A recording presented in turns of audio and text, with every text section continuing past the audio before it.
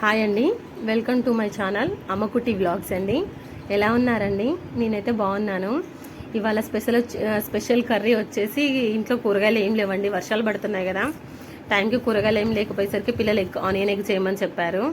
సరే చేద్దాంలే అంటే ఆనియన్ ఎగ్ కర్రీ మీకు తెలియంది కాదు, అందరికీ తెలిసిందే, ఈజీగా చేసేసుకోవచ్చు.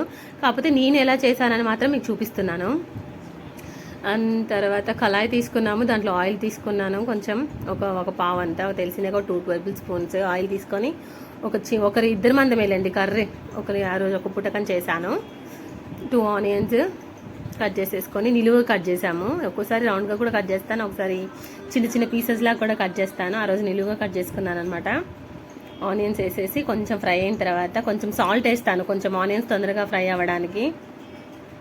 అలాగే తర్వాత కొంచెం పసుపు కూడా వేసేసాను, కొంచెం కలిపేసేసుకొని ఫ్రై అయిందంటే బాగుంటుంది కదా అనేసి కలిపాను. తర్వాత కొంచెం మూత పెట్టుకుంటే మగ్గుద్ది అనేసి మూత పెట్టేసుకున్నాను అనమాట. ఇంకా ఫ్రెండ్స్ ఎలా ఉన్నారు, ఏం చేస్తున్నారు, మీ కర్రీ స్పెషల్ ఏంటి కామెంట్ బాక్స్లో పెట్టండి. తర్వాత సాల్ట్ వేసాను,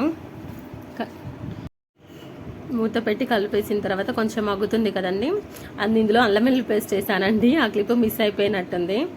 కొంచెం సాల్ట్ కూడా వేసాను. ఫ్రై అయిన తర్వాత కారం కూడా వేసేసాను.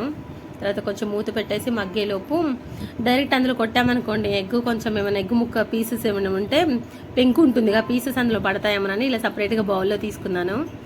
ఎందుకంటే చిన్న చిన్న ఏమైనా ముక్కలు పెంకులు పడినా తీసేసుకోవచ్చు అనేసి ఆ ఎగ్ని కాస్త మళ్ళీ ఆనియన్ ఫ్రై అయింది కదా అందులో వేసేసామన్నమాట. కారం రెడ్ కలర్లో కనిపిస్తుందిలే కానీ కొంచెం అంత స్పైసీగా ఏమి ఉండదు, నార్మల్గా ఉంటుంది. కొత్త కారం కాబట్టి కొంచెం కలర్ఫుల్గా రెడ్డిష్గా ఉంది, అంత స్పైసీగా ఏమి ఉండదు, మిడిల్గా తింటాము, ఎక్కువ కారం అని కాదు. ఎగ్ వేసేసి మూత పెట్టాను అనమాట. కొంచెం ఉడికిన తర్వాత వాటిని టర్న్ చేయాలి. మొత్తం అలా కలిపేసామనుకో చిన్న చిన్న పీసెస్ అయితే బాగోదేమోనని హాఫ్గా టర్న్ చేశాను అనమాట ఎగ్ని.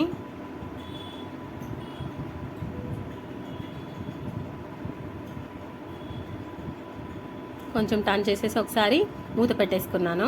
ఇంకా అయిపోతుందండి కర్రీ.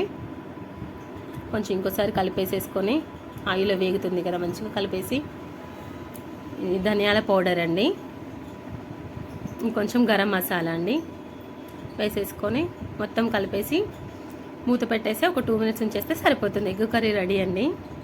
మీకు తెలియదని కాదు, నా స్టైల్లో నేను చిన్ని చేసుకున్నానని చెప్పాను అంతే.